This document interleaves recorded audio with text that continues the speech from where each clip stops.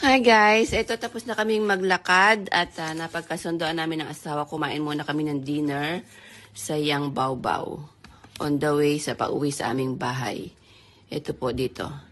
Alam niyo ba guys na itong Yang Bao Bao na ito is dati lang siyang maliit na restaurant.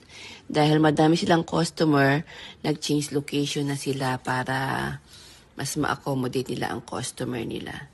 So guys, ito nag-order muna kami ng soup at mga side dish. Beef soup yung in-order ng asawa ko. At ako naman is yung spicy and sour soup. Yan. Okay guys, ito magtitipibya muna tayo ha.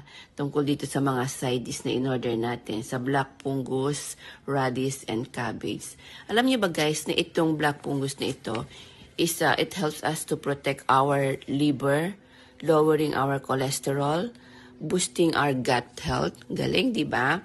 Tapos yung radish naman is source of vitamin C, calcium, and potassium. While the cabbage is many health benefits din siya. So ito guys, yung aming dumpling, vegetable dumpling ang in-order namin para mas healthy. Meron siyang kaunting sotanghon sa loob. Yan, sarap na sarap ang asawa ko.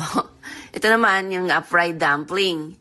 Masarap to. Ito yung favorite nung apo ko nung pumunta siya dito. Apo ng pamangkin ng kapatid ko actually.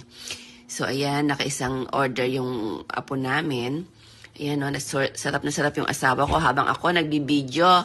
Ay. So ito na nga guys. Ayan. Masarap siya. May favorite ako dito guys. Yung onion pie. Green onion pie. So ayan guys. Kain tayo. Yan o, dami silang